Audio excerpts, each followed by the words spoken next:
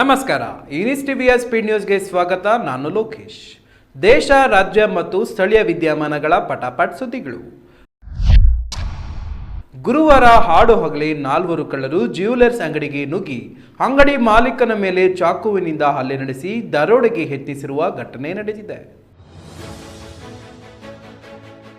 ತುಮಕೂರು ಜಿಲ್ಲೆ ಗುಬ್ಬಿ ತಾಲೂಕಿನ ಚೇಳೂರು ಗ್ರಾಮದ ಮಹಾಲಕ್ಷ್ಮಿ ಜ್ಯುವೆಲರ್ಸ್ನಲ್ಲಿ ಹಾಡು ಹಗಲೇ ಬೆಳಗ್ಗೆ 9:50ರಲ್ಲಿ 4 ಕಳ್ಳರು ಜ್ಯುವೆಲರ್ಸ್ ಅಂಗಡಿಗೆ ನುಗ್ಗಿ ಕಳ್ಳತನಕ್ಕೆ ಯತ್ನ ನಡೆಸಿದ್ದು, ಅಂಗಡಿ ಮಾಲೀಕ ಸುನಿಲ್ಗೆ ಚಾಕುವಿನಿಂದ ಬೆಳ್ಳನ್ನು ಕತ್ತರಿಸಿ ಕಾಲಿಗೆ ಪ್ಲಾಸ್ಟರ್ ಹಾಕಿ ಕಳ್ಳತನ ಮಾಡಲು ಯತ್ನ ನಡೆಸಿ ನಂತರ ಮಾಲೀಕ ಸುನಿಲ್ ಕಿರಿಚಾಡಿಕೊಂಡಾಗ ಸುತ್ತಮುತ್ತಲಿನ ಸಾರ್ವಜನಿಕರು ಒಂದು ಕ್ಷಣ ಕಳ್ಳರು ಪರಾರಿಯಾಗಿದ್ದಾರೆ. ಸ್ಥಳಕ್ಕೆ ಪೊಲೀಸರು ಭೇಟಿ ನೀಡಿ ಪರಿಶೀಲನೆ ನಡೆಸುತ್ತಿದ್ದು ಆರೋಪಿಗಳಿಗಾಗಿ ಬಲೆ ಬೀಸಿದ್ದಾರೆ.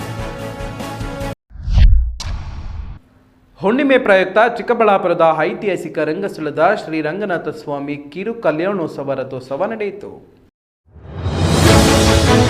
ಚಿಕ್ಕಬಳ್ಳಾಪುರದ ಐತಿಹಾಸಿಕ ಪ್ರಸಿದ್ಧಿ ಪಡೆದಿರುವ ರಂಗಸ್ಥಳದ ಶ್ರೀ ರಂಗನಾಥ ಸ್ವಾಮಿ ದೇವಾಲಯದಲ್ಲಿ ಹುಣ್ಣಿಮೆ ಪ್ರಯುಕ್ತ ಇಂದು ಕಿರು ಕಲ್ಯಾಣೋತ್ಸವ ರಥೋತ್ಸವವನ್ನು ಹಮ್ಮಿಕೊಳ್ಳಲಾಗಿತ್ತು. ಬೆಳಗ್ಗೆ 6 ಗಂಟೆಯಿಂದಲೇ ದೇವಸ್ಥಾನದಲ್ಲಿ ವಿಶೇಷ ಪೂಜೆ ಹಮ್ಮಿಕೊಂಡಿದ್ದು, ಮಧ್ಯಾಹ್ನ ನಡೆದ ರಥೋತ್ಸವದಲ್ಲಿ ಸಾವಿರಾರು ಜನ ಭಾಗಿಯಾಗಿದ್ದರು. ಚಿಕ್ಕಬಳ್ಳಾಪುರದಲ್ಲಿ ಸಾಧು ಮಠದಲ್ಲಿರುವ ದತ್ತಾತ್ರೇಯ ದೇವಾಲಯದಲ್ಲಿ ದತ್ತ ಜಯಂತಿ ಪ್ರಯುಕ್ತ ವಿಶೇಷ ಪೂಜಾ ಕೈಂಕರ್ಯಗಳು ನಡೆದವು. ಚಿಕ್ಕಬಳ್ಳಾಪುರದ ಸಾಧು ಮಠದಲ್ಲಿರುವ ದತ್ತಾತ್ರೇಯ ದೇವಾಲಯದಲ್ಲಿ ದತ್ತ ಜಯಂತಿ ಪ್ರಯುಕ್ತ ವಿಶೇಷ ಪೂಜಾ ಕೈಂಕರ್ಯಗಳು ನಡೆದವು. ಚಿಕ್ಕಬಳ್ಳಾಪುರ ನಗರದ ಸಾಧು ಮಠದಲ್ಲಿರುವ ಏಕೈಕ ದತ್ತಾತ್ರೇಯ ದೇವಾಲಯದಲ್ಲಿ ದತ್ತ ಜಯಂತಿ ಪ್ರಯುಕ್ತ ವಿಶೇಷ ಪೂಜಾ ಕಾರ್ಯಕ್ರಮಗಳನ್ನು ಹಮ್ಮಿಕೊಳ್ಳಲಾಗಿತ್ತು. ಮಧ್ಯಾಹ್ನ ಬಂದ ಭಕ್ತರಿಗೆ ಭೋಜನದ ವ್ಯವಸ್ಥೆಯನ್ನು ಸಹ ಮಾಡಲಾಗಿತ್ತು. ಟ್ರಸ್ಟ್ನ ವತಿಯಿಂದ ಕಳೆದ 7 ವರ್ಷಗಳಿಂದ ವಿಶೇಷ ಪೂಜಾ ಪ್ರವಚನ ಕಾರ್ಯಕ್ರಮಗಳನ್ನು ಹಮ್ಮಿಕೊಳ್ಳಲಾಗಿತ್ತು. 15 ವರ್ಷದ ಬಾಲಕಿ ಮೇಲೆ ಶಿಕ್ಷಕನೊಬ್ಬ ದೌರ್ಜನ್ಯ ನಡೆಸಿ ಅತ್ಯಾಚಾರವೆಸಗಿರುವ ಆರೋಪ ಉತ್ತರ ಪ್ರದೇಶದ ಅಮೇಥಿಯಲ್ಲಿ ನಡೆದಿದೆ.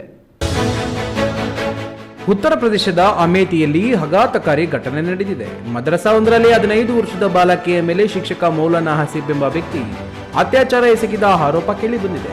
ಬಾಲಕಿಯ ಬಾಯಿನಲ್ಲಿ ತನ್ನ ಬಟ್ಟೆಗಳನ್ನು ಇಟ್ಟು ಅತ್ಯಾಚಾರ ಮಾಡಿದ್ದಕ್ಕಾಗಿ ಸಂತ್ರಸ್ತೆ ತನ್ನ ತಾಯಿಗೆ ಈ ವಿಚಾರವನ್ನು ಹೇಳಿದ್ರು. ಈ ಸಂದರ್ಭದಲ್ಲಿ ಪೊಲೀಸರಿಗೆ ದೂರು ನೀಡಿದ ನಂತರ ಯಾವುದೇ ಕ್ರಮ ಕೈಗೊಳ್ಳದಿದ್ದಾಗ ತಾಯಿ ಕೋಪಗೊಂಡು ಆತನಿಗೆ ಹಗ್ಗದಿಂದ ಹೊಡೆದಳು. ಮಹಿಳೆಯೊಬ್ಬಳು ತನ್ನ ಮಗ ಸೇರಿದಂತೆ 4 ಮಕ್ಕಳನ್ನು ಕೊಲೆ ಮಾಡಿದ್ದು ಆರೋಪಿಯನ್ನು ಬಂಧಿಸಿರುವ ಘಟನೆ ಹರಿಯಾಣದಲ್ಲಿ ನಡೆದಿದೆ. ಹರಿಯಾಣದ ಪಾಣಿಪತ್ನಲ್ಲಿ ಪೂನಂ ಎಂಬ ಮಹಿಳೆ ತನ್ನ ಮಗ ಸೇರಿದಂತೆ 4 ಮಕ್ಕಳನ್ನು ಕೊಲೆ ಮಾಡಿದ ಆರೋಪದಡಿ ಬಂಧಿಸಲಾಗಿದೆ. ಇತ್ತೀಚೆಗೆ 6 ವರ್ಷದ ಬಾಲಕಿ ನೀರಿನ ಟಬ್ಗೆ ಬಿದ್ದು ಮೃತಪಟ್ಟ ಪ್ರಕರಣ ತನಿಖೆ ವೇಳೆ ಈ ಕೊಲೆಗಳು ಬೆಳಕಿಗೆ ಬಂದವು.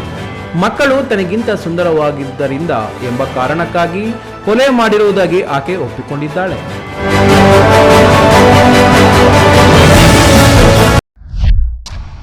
ಕೇರಳದಲ್ಲಿ ಕಾಂಗ್ರೆಸ್ ನಾಯಕರೊಬ್ಬರು ತಮ್ಮ ಮಗಳಿಗೆ ಸೋನಿಯಾ ಗಾಂಧಿ ಎಂದು ಹೆಸರಿಟ್ಟಿದ್ದು, ಇದೀಗ ಪತಿಯ ಪ್ರಭಾವದಿಂದ ಬಿಜೆಪಿ ಅಭ್ಯರ್ಥಿಯಾಗಿ ಪಂಚಾಯತ್ ಚುನಾವಣೆಯಲ್ಲಿ ಸೋನಿಯಾ ಗಾಂಧಿ ಕಣಕ್ಕಿಳಿದು ಎಲ್ಲರ ಗಮನ ಸೆಳೆದಿದ್ದಾರೆ. ಕೇರಳದ ಇಡುಕ್ಕಿ ಜಿಲ್ಲೆಯ ಮುನ್ನಾರ್ ಪಂಚಾಯತ್ ಚುನಾವಣೆಯಲ್ಲಿ ಬಿಜೆಪಿ ಅಭ್ಯರ್ಥಿಯಾಗಿ ಸ್ಪರ್ಧಿಸುತ್ತಿರುವ ಸೋನಿಯಾ ಗಾಂಧಿ ಎಂಬುವರು ಗಮನ ಸೆಳೆದಿದ್ದಾರೆ. ಅವರ ತಂದೆ ಕಾಂಗ್ರೆಸ್ ನಾಯಕರಾಗಿದ್ದು, ಕಾಂಗ್ರೆಸ್ ನಾಯಕಿ ಸೋನಿಯಾ ಗಾಂಧಿ ಅವರ ಮೇಲಿನ ಗೌರವದಿಂದ ಮಗಳಿಗೆ ಈ ಹೆಸರಿಟ್ಟಿದ್ದರು. ಮದುವೆಯ ನಂತರ ಬಿಜೆಪಿ ಕಾರ್ಯಕರ್ತರಾದ ಪತಿಯ ಪ್ರಭಾವದಿಂದ ಸೋನಿಯಾ ಗಾಂಧಿ ಬಿಜೆಪಿಗೆ ಸೇರಿದ್ದಾರೆ.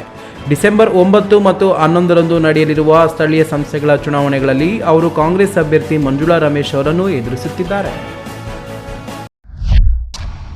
ವೇಗವಾಗಿ ಬಂದ ಕಾರೊಂದು ನಿಲ್ಲಿಸಿದ್ದ ಟ್ರಕ್ಗೆ ಹೊಡೆದ ಪರಿಣಾಮ ಕಾರಿನಲ್ಲಿದ್ದ 4 MBBS ವಿದ್ಯಾರ್ಥಿಗಳು ಸ್ಥಳದಲ್ಲೇ ಸಾವನ್ನಪ್ಪಿದ್ದಾರೆ. ಉತ್ತರ ಪ್ರದೇಶದ ಆದ್ರೋಹಾದಲ್ಲಿ ದೆಹಲಿ ಲಖೆ ರಾಷ್ಟ್ರೀಯ ಹೆದ್ದಾರಿಯಲ್ಲಿ ವೇಗವಾಗಿ ಬಂದ ಕಾರು ನಿಲ್ಲಿಸಿದ ಟ್ರಕ್ಗೆ ಡಿಕ್ಕಿ ಹೊಡೆದ ಪರಿಣಾಮ ಬುಧವಾರ ತಡರಾತ್ರಿ 4 MBBS ವಿದ್ಯಾರ್ಥಿಗಳು ಸ್ಥಳದಲ್ಲೇ ಸಾವನ್ನಪ್ಪಿದ್ದಾರೆ. ವೆಂಕಟೇಶ್ವರ ವಿದ್ಯಾನಿಲಯದ ವಿದ್ಯಾರ್ಥಿಗಳಾದ ಇವರು ಮೃತದೇಹಗಳನ್ನು ಪೊಲೀಸರು ಮರಣೋತ್ತರ ಪರೀಕ್ಷೆಗೆ ಕಳುಹಿಸಿದ್ದಾರೆ. ಅಪಘಾತದ ತೀವ್ರತೆಗೆ ಕಾರು ಸಂಪೂರ್ಣ ನಜ್ಜುಗುಜ್ಜಾಗಿದೆ. ರೈಲ್ವೆ ನಿಲ್ದಾಣದಲ್ಲಿ ಮಹಿಳೆಯೊಬ್ಬರಿಗೆ ಚಹಾ ಮಾರಾಟಗಾರನೊಬ್ಬ ಮನಸೋ ಇಚ್ಛೆ ಥಳಿಸಿರುವ ಘಟನೆ ಉತ್ತರ ಪ್ರದೇಶದ ಕೊತ್ವಾಲಿ ನಗರದ ರೈಲ್ವೆ ನಿಲ್ದಾಣದಲ್ಲಿ ನಡೆದಿದೆ.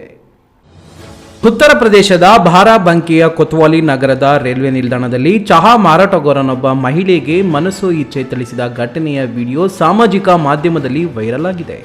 ಅಲ್ಲಿ ನೆರೆದಿದ್ದ ಯಾರೂ ಈ ಮಹಿಳೆಗೆ ಸಹಾಯ ಮಾಡಲು ಮುಂದಾಗಲಿಲ್ಲ. ಬದಲಿಗೆ ಘಟನೆಯನ್ನು ವಿಡಿಯೋ ಮಾಡಿದ್ರು. ಘಟನೆಯ ಸಮಯದಲ್ಲಿ ಯಾವುದೇ ರೈಲ್ವೆ ಸಿಬ್ಬಂದಿ ಅಥವಾ ಪೊಲೀಸರು ಸ್ಥಳದಲ್ಲೇ ಇರಲಿಲ್ಲ.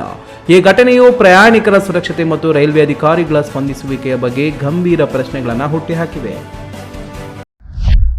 ಪುಟ್ಟ ಹುಡುಗಿಯೊಬ್ಬಳು ನೃತ್ಯ ಮಾಡುತ್ತಾ 554 ಮೆಟ್ಟಿಲುಗಳನ್ನು ಅಂಜನಾದ್ರಿ ಬೆಟ್ಟ ಹತ್ತಿ ಎಲ್ಲರ ಗಮನ ಸೆಳೆದಿದ್ದಾಳೆ.